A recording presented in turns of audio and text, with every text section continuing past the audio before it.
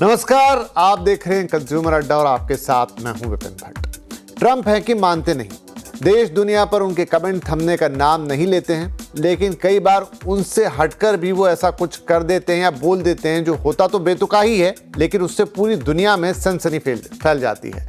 अब वो बोल रहे हैं कि पैरासीटामोल को प्रेगनेंसी के दौरान लेने से बच्चों में ऑटिज्म का खतरा बढ़ जाता है। और ये बात उन्होंने कोई चलते फिरते नहीं की, बल्कि व्हाइट हाउस में हुई एक प्रेस कॉन्फ्रेंस के दौरान कही है।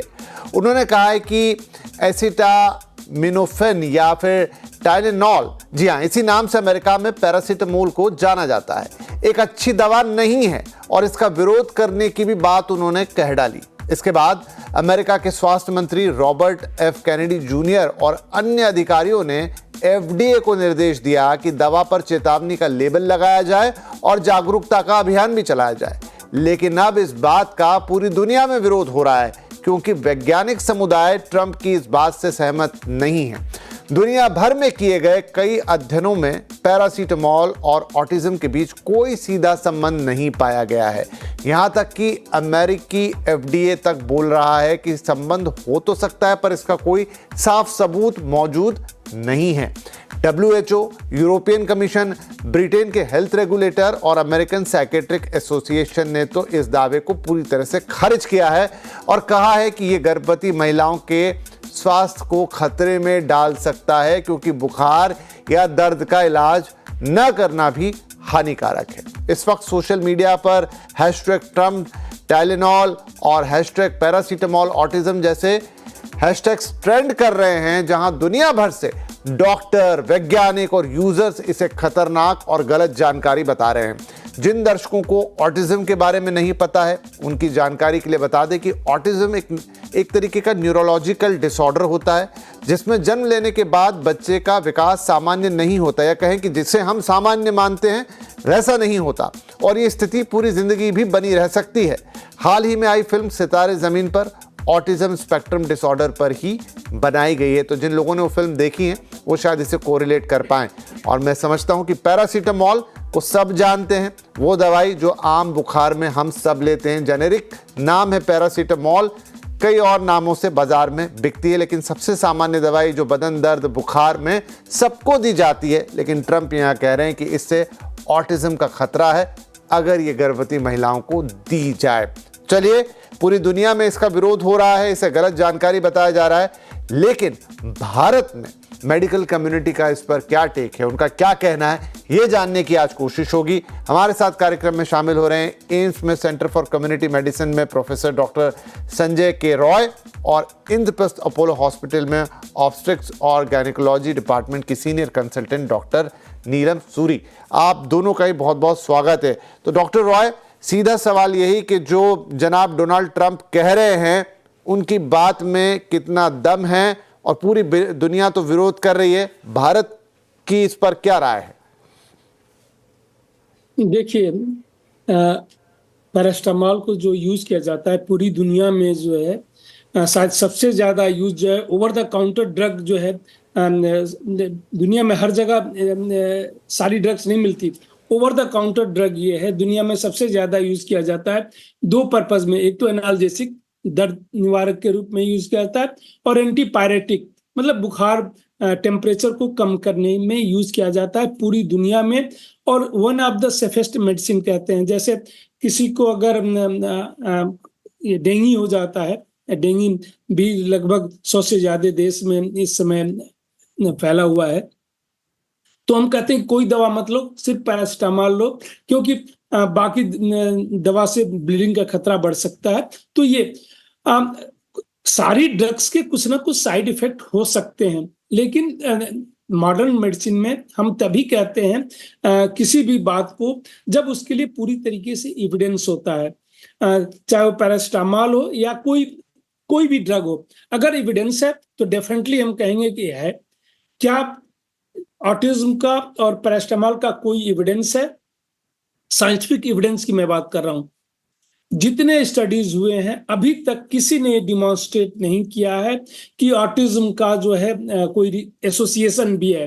डायरेक्ट रिलेशन की तो बात छोड़ दें, हम यूजुअली जो जब भी साइंटिफिक रिसर्च करते हैं तो पहले एसोसिएशन देखते हैं कि क्या एसोसिएटेड है उससे तब जो है फिर हम क्लिनिकल ट्रायल और ये सब करते हैं। ऑब्जर्वेशनल स्टडीज पे एसोसिएशन देखने के बाद क्लिनिकल ट्रायल्स करने के बाद बेस्ट एविडेंस माना जाता है। सारे न ही ऑब्जर्वेशनल स्टडीज में न ही क्लिनिकल ट्रायल्स में अभी तक ये प्रूफ हुआ है कि ऑटिज्म और इसका कोई एसोसिएशन है। कुछ और साइड इफेक्ट जरूर है पैरास्टामोल का, क्योंकि कई बार जो है बहुत ही क्रॉनिक यूज पैरास्टामोल का होता है, बहुत लंबे समय तक क्रॉनिक पेन में लोग यूज करते हैं। पहले जहां ओपियाइड भी यूज किया जाता था, आज उसको यूज करते हैं क्योंकि ओपियाइड की प्रॉब्लम थी, डिपेंडेंस हो जाता था। आल्दो अच्छा एनाल्जेसिक है, तो कई बार जो है हम इसको जो है क्रॉनिक पेन में यूज करते हैं। उसमें जो है कुछ स्टडीज हैं, हर तरीके की स्टडीज हैं। आपकी जो है ऑब्जर्वेशनल स्टडीज हैं, ऑब्जर्वेशनल जिसमें हम केस कंट्रोल टाइप की स्टडीज करते हैं वह है। क्लिनिकल ट्रायल्स भी उस पे हुए हैं, प्लेसबो के साथ हुए हैं और ड्रग्स के साथ हुए हैं। बहुत से रिसर्च स्टडीज है पूरी दुनिया में जो है, क्योंकि ये नई ड्रग नहीं है, बहुत सी रिसर्च है, उसमें कुछ जरूर लॉन्ग टर्म यूज पे है। और उसमें जो मेन स्ट्रेंथ है, जो कि क्या इफेक्ट हो सकता है, तो दो है। डॉक्टर रॉय, पहले था क्या कि नहीं जी, तो क्या ट्रम्प साहब की ये बात भी वैसी ही है जैसा मुझे याद पड़ता है कि तब भी बहुत चर्चा हुई थी, कोविड के दौरान उन्होंने ब्लीच पीने वाली बात कर दी थी। अब दिक्कत ये है कि ये बात बाकायदा वो एक प्रेस कॉन्फ्रेंस में कह रहे हैं, उनके स्वास्थ्य मंत्री भी इसका अनुमोदन कर रहे हैं, एफडीए को बाकायदा उन्होंने कह दिया है कि लेबल लगाना शुरू कीजिए। हालांकि एफडीए अब सीधे सीधे तो विरोध नहीं कर पा रहा, लेकिन ये जरूर कह रहा है कि इसका कोई एविडेंस नहीं है। डेफिनेटली, देखिए मैंने वही कहा कि साइंस में हम बिना एविडेंस की बात नहीं करते हैं और इसका कोई एविडेंस नहीं है। तो उन्होंने अगर कुछ कहा है, ठीक है, हो सकता है, मैं ये नहीं कहता कि बिल्कुल हो ही नहीं सकता ऐसा, लेकिन उसके लिए हमें एविडेंस जनरेट करने की जरूरत है। अगर कहीं से भी है तो और अच्छी स्टडी करनी चाहिए। आज की डेट में जो साइंस है, जो एविडेंस हमारे पास है, उससे ये कहा जा सकता है कि ट्रम्प साहब की बातों में कोई दम नहीं है, मतलब 0%, 1% भी दम नहीं है। आज की एविडेंस के बेस पे ये कहा जा सकता है। और ये एविडेंस ये नहीं है कि 2-4 दिन में इकट्ठा हुआ है। पैरास्टामोल हम 50 सालों से यूज कर रहे हैं और जो 50 साल में एविडेंस इकट्ठा हुआ है, बहुत सारी स्टडीज हुई हैं, क्लिनिकल ट्रायल्स हुए हैं जिसको हम बेस्ट एविडेंस माना जाता है। मेटा एनालिसिस हुआ है, कई क्लिनिकल ट्रायल्स को मिला के हम उसकी रिजल्ट को जब पब्लिश करते हैं तो मेटा एनालिसिस कहते हैं। मेटा एनालिसिस हुआ है, ऑब्जर्वेशनल स्टडीज हुई हैं, केस कंट्रोल स्टडीज हुई हैं। इस 50 सालों में मैं कह दूं, आज तक अभी तक कोई एविडेंस नहीं है ऑटिज्म से। जीआई बिल्डिंग का जरूर आया है अब थोड़ा सा, कि अपर जीआई बिल्डिंग हो सकता है। ब्लड प्रेशर जो है कम्युनिटी लेवल पे मैं देखूं तो उसका जरूर है एविडेंस, थोड़ा सा आया है कि हल्का सा सिस्टोलिक ब्लड प्रेशर को रेज करता है।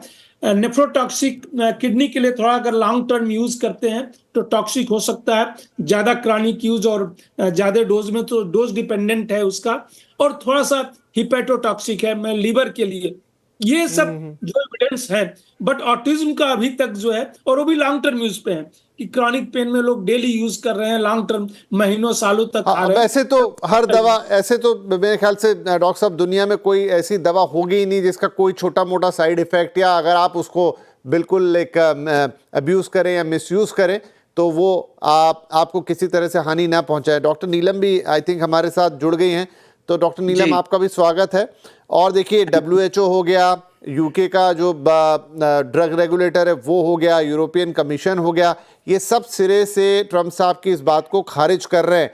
तो डॉक्टर रॉय ने ये तो समझा दिया कि कोई इसका सीधा संबंध नहीं है, इंडिया भी इस बात को खारिज ही करता है, आपकी कम्युनिटी भी इसको खारिज करती। तो हम क्या माने कि अमेरिकन एसोसिएशन या अमेरिका अब एक तरीके से अपनी जो भी मेडिकल अप्रोच है उसे अलग रख रहा है और बाकी दुनिया अलग जा रही है? हो सकता है ये ट्रम्प साहब का अपना एक और तेवर हो, या फिर कैसे देखें इसे? देखिए, प्रेसिडेंट ट्रम्प ने जो ये अनाउंसमेंट करी है सोशल मीडिया पे, ये एक सेंसेशन लाने के लिए की है या उनका कोई इसमें पर्सनल कोई एम है? लेकिन कोई भी मेडिकल कम्युनिटी या जैसे कि डॉक्टर साहब ने कहा, कोई भी रिसर्च साइंटिस्ट इस चीज को अनुमोदित नहीं करते कि paracetamol taken in pregnancy leads to autism. अगर ऑटिज्म देखा जाए तो ये एक न्यूरो डेवलपमेंटल डिसऑर्डर है जो बच्चों में जेनेटिक, एनवायरमेंटल कॉजेस की वजह से होता है। इसमें ये चीज पाई गई है कि कुछ पर्टिकुलर टाइप की जीन्स हैं, अगर उनमें कोई म्यूटेशन हो, कुछ उनमें चेंजेस हो, तो इस तरह के बच्चे ADHD या ऑटिज्म के शिकार होते हैं। लेकिन पैरासिटामोल, जो कि हम प्रेगनेंसी में one of the safest drugs मानते हैं, इसको ऑटिज्म से जस्ट कनेक्ट करना और एक सोशल मीडिया पे सेंसेशन क्रिएट करना, ये एक बहुत ही गलत स्टेप है, क्योंकि इससे हमारी सभी प्रेग्नेंट लेडीज पे के माइंड में एक कहें कि टेंशन क्रिएट होती है, या हमारे से ये फिर से ये क्वेश्चनिंग होती है कि डॉक्टर साहब ये सब सोशल मीडिया में आ रहा है, आप बताइए ये हमें क्यों दिया जा रहा है। लेकिन on the other hand paracetamol भी कोई हम डेली नहीं देते किसी भी प्रेगनेंसी में, वो एक SOS यूज है। कोई फीवर है, कोई पेन है, तो इस समय मदर की हेल्प करने के लिए हमें जो भी मेडिसिन देनी पड़ती है वो सेफेस्ट होनी चाहिए। ऑन द अदर हैंड अगर फीवर बहुत हाई ग्रेड है, वो पर से ही प्रेगनेंसी को डिस्टर्ब करेगा, बेबी के डेवलपमेंट को इफेक्ट करेगा, ग्रोथ रिटार्डेशन होगी, किन केसेस में अबॉर्शंस, प्री टर्म लेबर हो जाती हैं।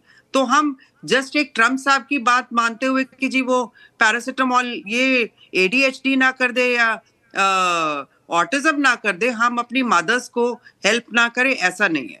और जो भी हम यूज कर रहे हैं वो एक रिसर्च के बेसिस पे है।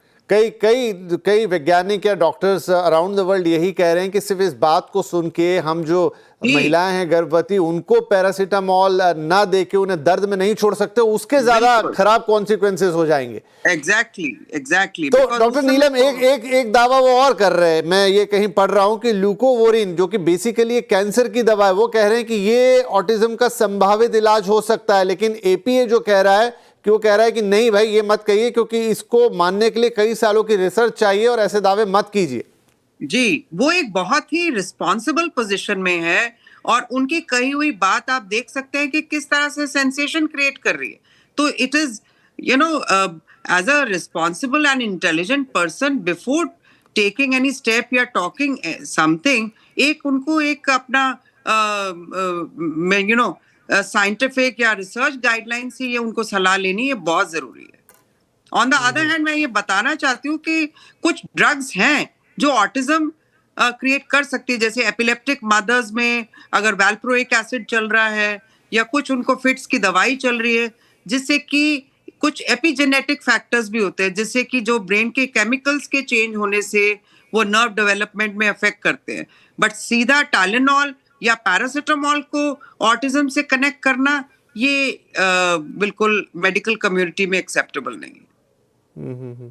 जी, तो डॉक्टर रॉय, मैं सिर्फ ये समझना चाहूँगा जो आपने कहा भी, क्योंकि आप तो रिसर्च में बहुत गहरे उतरे हुए हैं। उन्होंने वैसे तो वैक्सीन के साथ भी इसको जोड़ दिया था, क्योंकि वो लंबा चौड़ा बयान है उनका, और उसकी सबसे मुख्य बात ये हाईलाइट होके आ गई जो पैरासिटामोल की बात थी, वो और भी बहुत सारी बातें उसमें कहीं, और अमेरिका तक में खलबली मची हुई है। लेकिन कोई भी दवाई, कोई भी उसका इम्पैक्ट हमें कितने समय में पता चलता है? क्या उसके लिए सालों साल लगते हैं या एक फिक्स पैटर्न होता है? जैसे कोविड के दौरान भी हमने देखा कि वैक्सीन को लेकर काफ़ी चर्चा थी कि भाई हम देनी पड़ रही है, इमरजेंसी है या मजबूरी है, क्या करें, नहीं तो एक वैक्सीन को डेवलप होने में कम से कम 10 साल का भी समय लग जाता है। कोविड से पहले जो है वैक्सीन को डेवलप होने में 10 साल, मिनिमम 10 साल लगते थे, उससे ज्यादा ही लगते थे। हमेशा जो है हजारों दवाइयां, वैक्सीन बनती हैं, फिर ह्यूमन ट्रायल में आती हैं, पहले एनिमल ट्रायल होते हैं, उसके बाद ह्यूमन ट्रायल में आते हैं, तो लगते हैं। वो इमरजेंसी सिचुएशन थी, और उसके कई बार हम लोग डिस्कस कर चुके हैं, इसलिए उसको मैं डिस्कस करने नहीं जाता हूँ। वो पैरेलल हमने किया, फेज 1, फेज 2, फेज 3 जो है पैरेलल किया। ये नहीं कि फेज 1 नहीं किया और फेज 2 नहीं किया, फेज 3 किया। बट यूजुअली होता था कि फेज 1 कंप्लीट किसी भी ड्रग के लिए, वैक्सीन के लिए करते हैं, फिर फेज 2 करते हैं, फेज 2 खत्म हो जाता है, उसका फॉलो खत्म हो जाता है, फेज 3 करते हैं। उसमें क्या था, हम फेज 1 का किया, सेफ्टी प्रोफाइल हमने डॉक्यूमेंट किया कि सेफ है ड्रग, उसको फॉलो करते रहे लॉन्ग टर्म सेफ्टी देखने के लिए। बट फेज 2 भी हमने स्टार्ट कर दिया। फेज 2 में देखा कि डोज ठीक है, इम्यूनोजेनिसिटी है, और फेज 3 स्टार्ट कर दिया। तो इसलिए वो हुआ, साइंस से बहुत ज्यादा कंप्रोमाइज नहीं किया गया था। कुछ तो कंप्रोमाइज होगा, बट थोड़ा बहुत कंप्रोमाइज नहीं, लार्ज बेनिफिट अगर मिल रहा है तो वह स्मॉल कंप्रोमाइज किया जा सकता है, तो वह था। जहां तक पैरास्टामोल की बात है या किसी भी ड्रग का, एक क्लिनिकल ट्रायल होता है, सेफ्टी प्रोफाइल हम देखते हैं। यूजुअली जब सेफ्टी प्रोफाइल देखते हैं तो हम हेल्दी लोगों में देखते हैं उनको, ये नहीं कि किसी रोगी में देखेंगे। हेल्दी में देखा जाता है कि हेल्दी पॉपुलेशन में इसका कोई इफेक्ट तो नहीं हो रहा है। सारे उसके हम बेस लाइन पे पैरामीटर्स ले लेते हैं कि ड्रग देने के, जैसे पैरास्टामोल देने से पहले उसके सारे नॉर्मल पैरामीटर है, उसके बाद रेगुलर इंटरवल पे उसके हम पैरामीटर्स को देखते रहते हैं।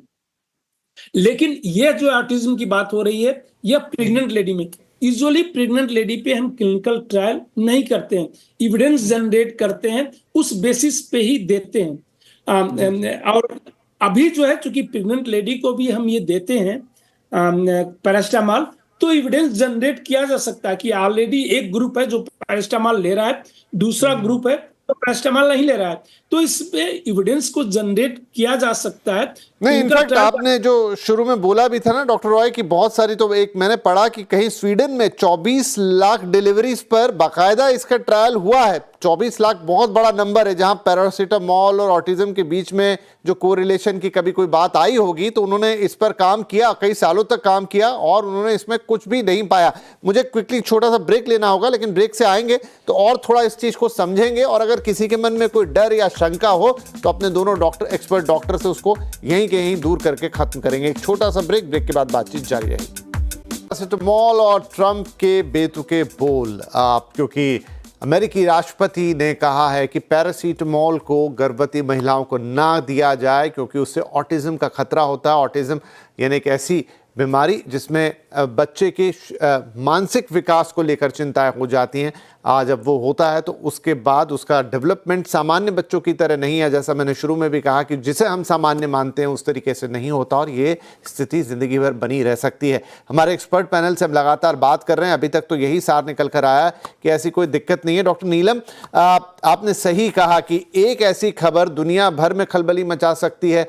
हज़ारों लोग, लाखों लोग इस समय इस खबर को सुनने के बाद आपसे सवाल करेंगे कि क्या ये लेना चाहिए कि नहीं लेना चाहिए। लोगों के मन में ये भी शंका आ जाएगी कि हम वैसे भी पैरासीटामोल ले कि ना ले। गर्भवती महिलाओं के लिए तो स्पेशल केस हो गया, लेकिन ये एक सेफ ड्रग है, चाहे वो हम प्रेग्नेंट लेडीज को दें या किसी और को।